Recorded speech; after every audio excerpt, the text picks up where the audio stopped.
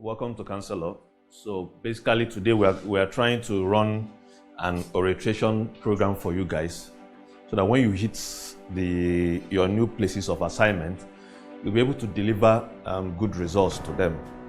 Now, we are starting the orientation program, but people have already started to make some mistakes even before the work resumes. And it's part of the things I want us to address now, because what I don't want is when you have resumed at your place of work, you start to come up with excuses that you might feel is normal, but then to the business owner, they will be very irresponsible excuses. The lady you'll be replacing, for instance, she will say, okay, she's taking her child to the hospital, and she will leave without telling anybody. It will make sense to her. After all, I'm taking my child to the hospital. But the person who employed you to work from certain time to another time. So if you feel that, okay, today I want to go to the hospital, there are procedures before you go to the hospital. And before you even go, sir, there's no justification why you should shut down somebody's office because you want to go to the hospital. These are issues I want to address so that in the course of your job, if things like this start to come up, you wouldn't say that nobody told you from day one.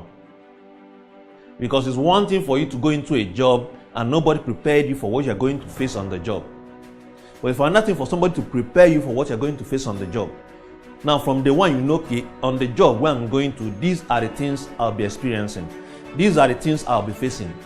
So that when you get there and the things you were told and what you are seeing, you wouldn't say nobody told me about this. So these are the things I want us to look at. I'll be starting with basic work ethics. Number one is attitude to work. The challenge a lot of people have is usually their attitude to work.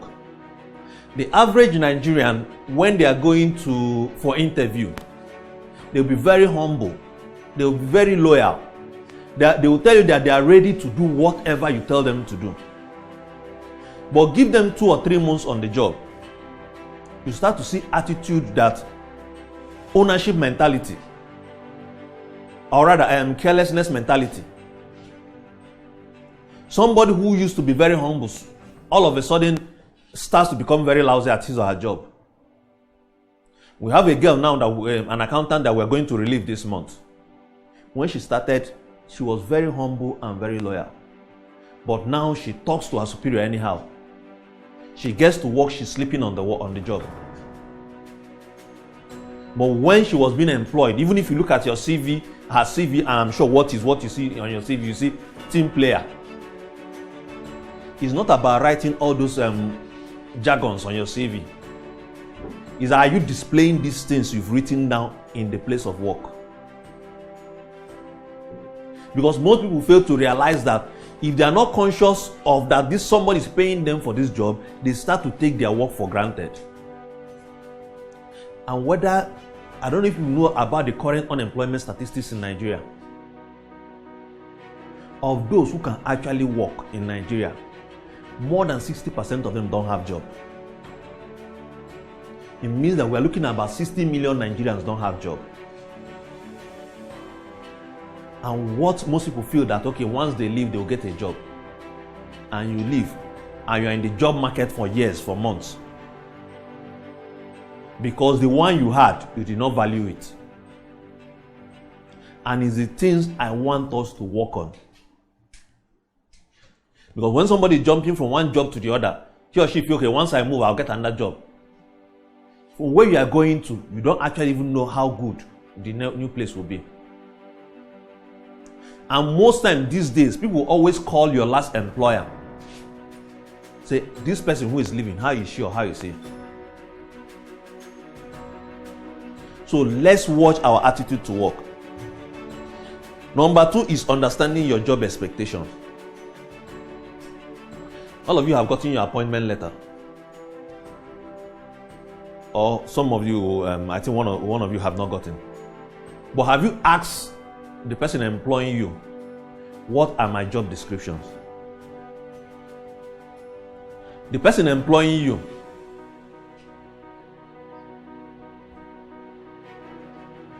have you asked the person employing you, what are the expectations?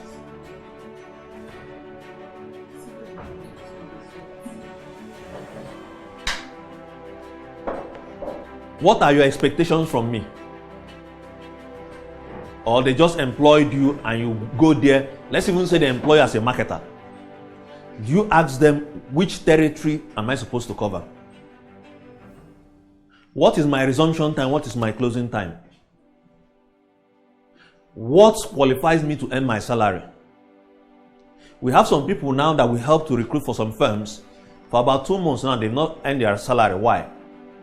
Because the owner had expectations he had when he was employing them.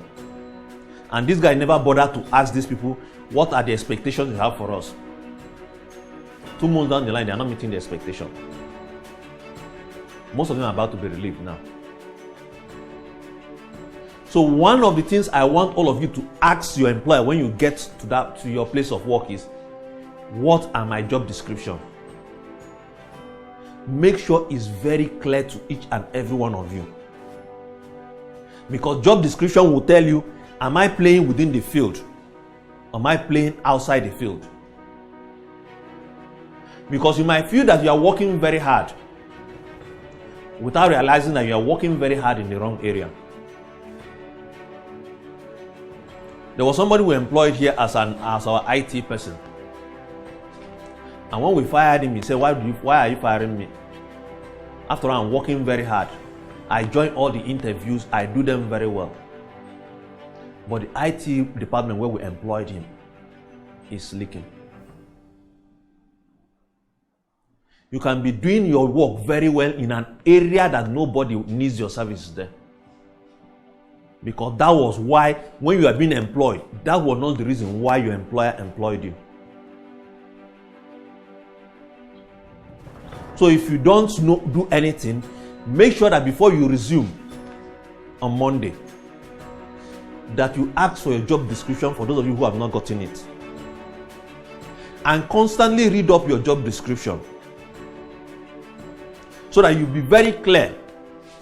And not just reading it up, also ask your MD, sir, am I doing my work in line with what you asked me to do? Because you don't want to be working very hard in the wrong area. And you feel you are giving your best without knowing you are giving your best in the wrong area. It must be clear to you, what are the job expectations that my employer have for me? The next thing about work ethics is, I don't want to hear that again. Understanding operating rules and regulation of your place of work. You need to ask your MD, the manager you are reporting to, what are the rules guiding this organization? For those that have handbooks, they will give you the staff handbook. For those that do not, they will tell you, these are the rules, this is how we operate here. But don't go into the work without asking, what are the rules and regulations of this company? Because the challenge most of you we had in your last place is because you didn't actually get the written rules and regulations guiding your place of work. And when certain rules were applied to you, you felt they were not justified. Because you did not ask, what are the rules and regulations of this company? Understand your company's organogram. Organogram is, what are the chain of command? Who reports to whom? After the MD of the company, who is the next person? After the next person, who is the next person? In the chain of command, who do I report to? If you are supposed to be reporting to the marketing manager, for instance, for those of you who will be in sales, and you are reporting to an accountant, your work will be suffering because the person who will be giving your performance review is not getting any report from you. If the husband employs you and you are reporting to the wife, you bear the consequence, because there's a clear chain of command. So even if they don't tell you this is the organogram, you must ask, who am I reporting to? So that you don't have challenge about, I'm supposed to report to this and I'm reporting to another person.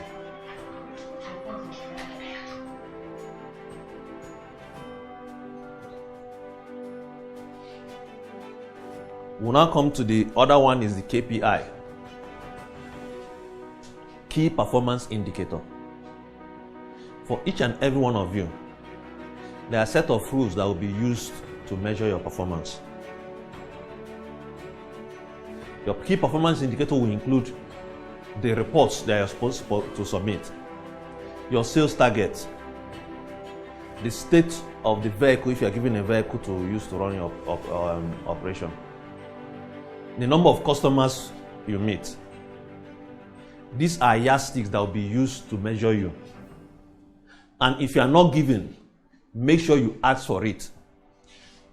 The basic thing I'm telling you people are the things you need to ask for. Because the problem you have will come from these areas. If you don't know the yardstick that the company wants to use to measure you, when they are punishing you, you'll be telling everybody all over the world that this company or this MD is a very wicked man.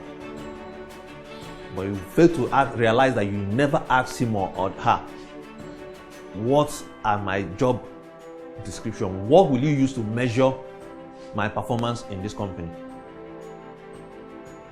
Because you might assume that you're working out without knowing that the metrics that are supposed to be used to measure you, you are falling far behind in those areas.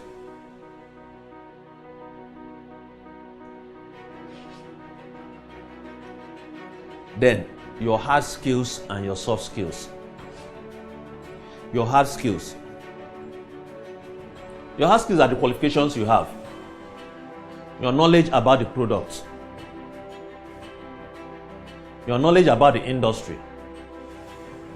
What this means is that if you want to survive and thrive in the organization that you'll be going into, you must make sure that you go and read up about their product details. For those of you who will be selling drinks or basically wine, you need to go and read up the history of wine. You need to know the different kinds of wine. You need to know which country manufactures which kind of wine.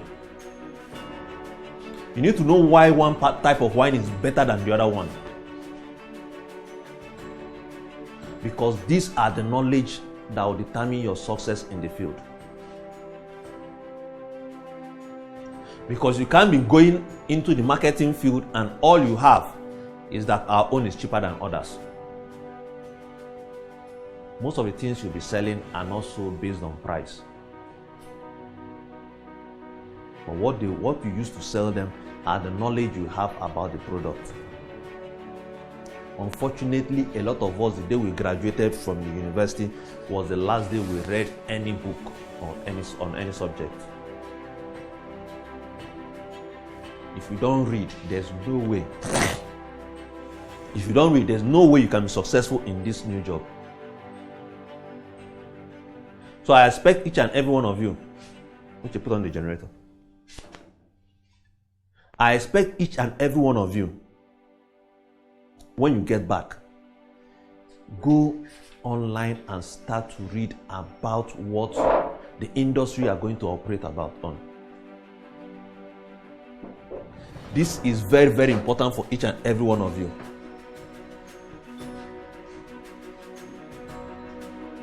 Go and read up on the company. Go and read up on the products you are about to market. If, for instance, the company you are going to work with is a pharmaceutical company, do you know about the history of pharmaceutical industry? Do you understand the basics of business management? All of you have been told about your appointment at least more than 5 days ago, Abi. I think all of you. Now, okay. Since you already know the industry where you are going to operate in, how many of you went to read up something about that industry? Or the particular job you're about to do, for instance.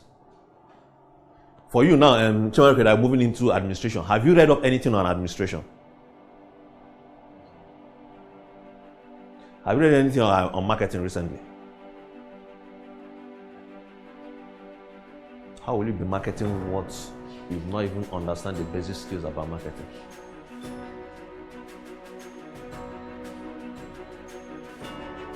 It's knowledge that sells. It's knowledge that drives performance in any industry. And you cannot perform if you don't have the basic minimum hard knowledge that you need. And things have been made so easy for each and every one of us that there are a lot of books that you can read. If you go online on any subject, you can actually get all the relevant information that you need. If you go online, go to YouTube, there are video sessions on any subject that you want. If you want marketing, there are loads of videos on marketing. If you want sales, there are lots of videos on sales. If you want business management, there are lots of videos on business management. If you want to read up on wine, there are lots of videos, training sessions on how to differentiate different types of wine. But you can't get this if you don't go to search for this knowledge. If you don't make out time to search for this relevant knowledge, there's no how you acquire them. And if you don't acquire them, there's no way you can be successful at your job. Do you know how to design an Excel file? You know how to design an Excel file? Very well. You know how to design an Excel file? So if you are preparing your report, how will you prepare if you don't know how to design Excel? What of you? What of you? So if you are supposed to be submitting weekly reports and you don't have the hard skill on how to work with Excel, how then can you perform on the job?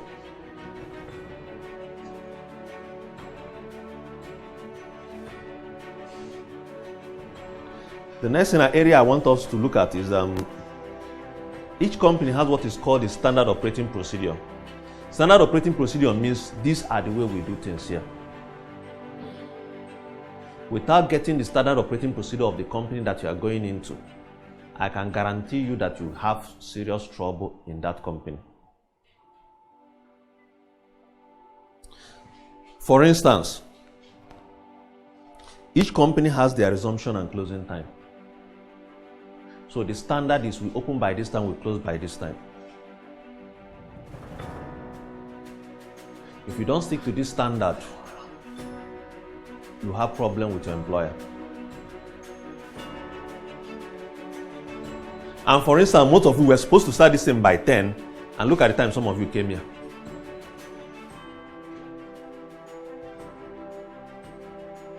Now, for you in your mind, the excuse you have will be a wonderful excuse.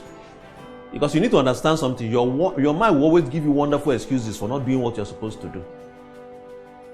In your mind now is, oh, it's raining, and because of the rain, I can't come out on time.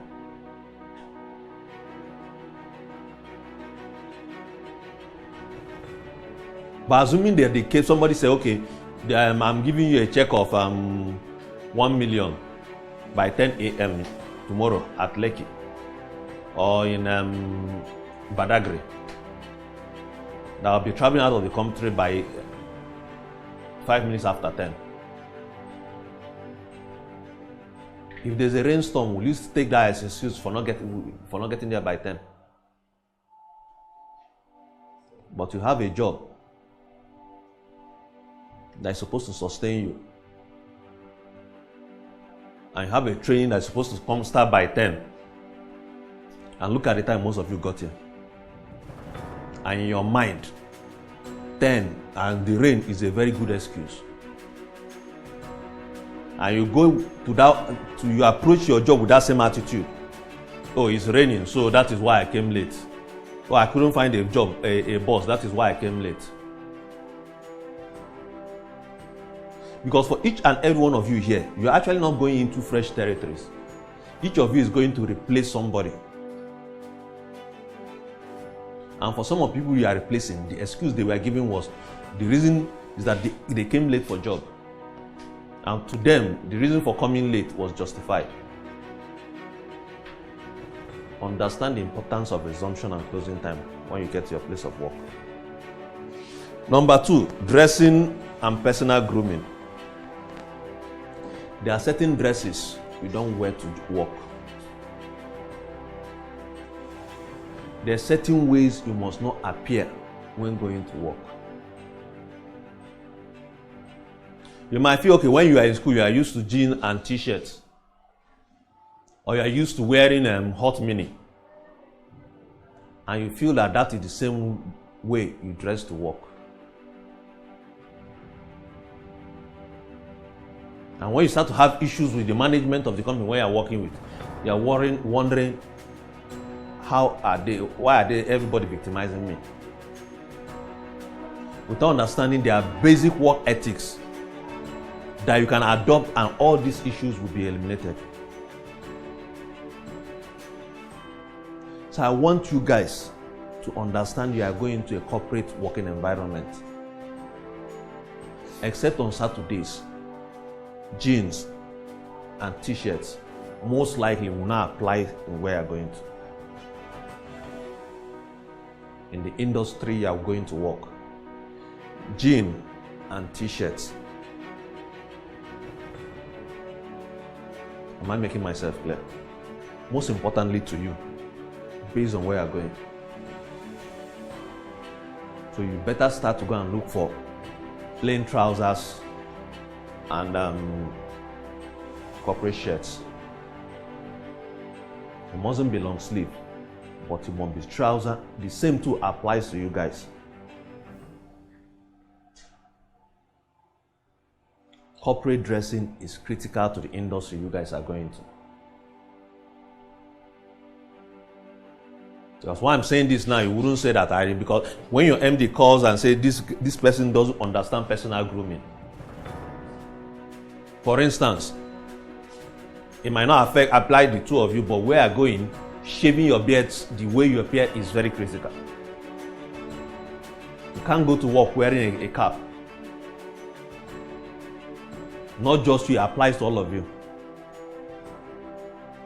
The way you shave your hair is very important on the job. Don't go to your work with a bushy hair.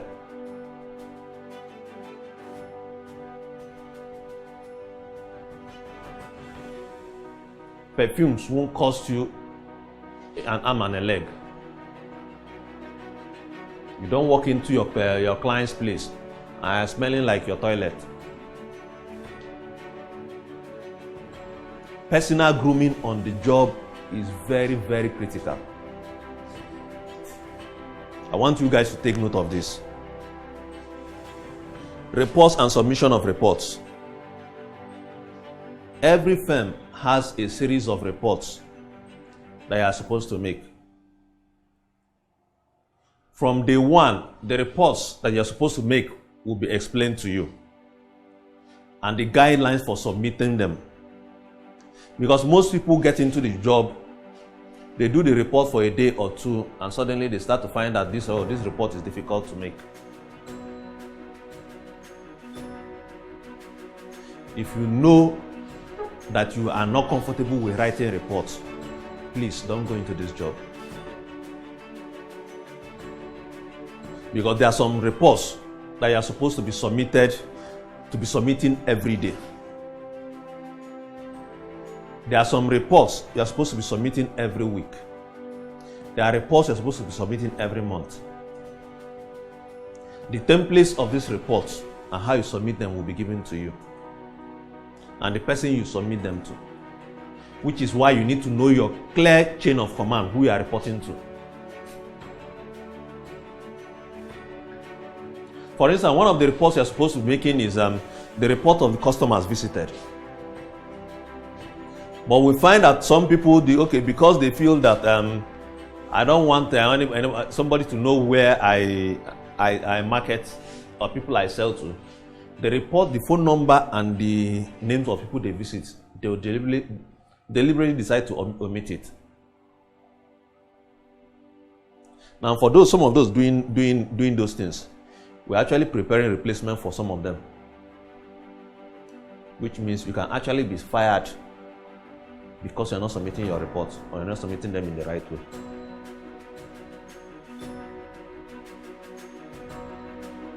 For any company that understands where it's going, you not sticking to their reporting format will cost you your job. I'm telling you guys that where you are going to, not submitting your report will cost you your job. Because report will tell you how you are performing. Report will tell us how you are performing. If, for instance, you're supposed to be a marketer and you submit your report regularly, we know the number of debtors you have, know the people who are owing you. But when you don't submit all these reports, you have debt that will stay like 3 months and nobody will be aware of it. And when they now ask you to account for it, you start to give long stories.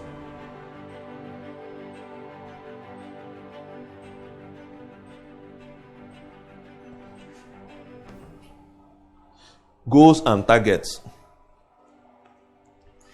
Each of you will have certain goals that you must meet every week, every month.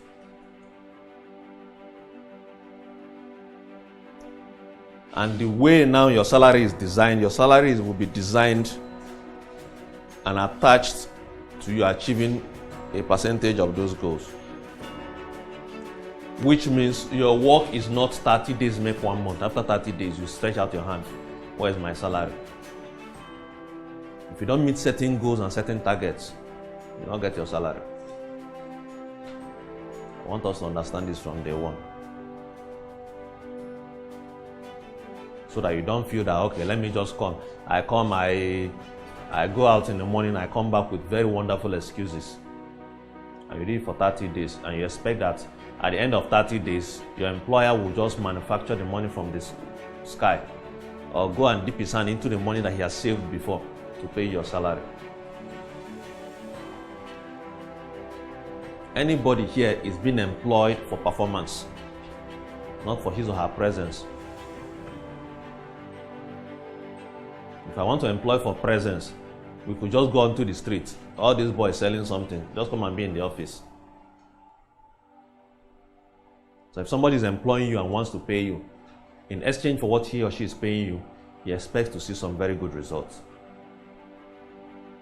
Now, part of the reason why I'm sharing this thing is that from day one, when this thing doesn't fit you and you don't feel that it's the kind of things I want to do, you can say, no, based on what you've just said, I don't think I'm cut out for this kind of work. Because I don't want us to start, and when you now get into the job, you now start to come up with a lot of excuses. But from day one, I want to explain everything to you so that you understand the rules guiding the industry where you're going into, guiding the company where you're going into.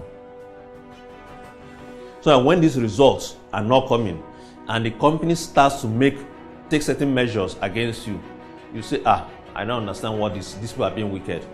And when you see somebody being rewarded for performance, you won't say, okay, it's because he or she is going out with the MD.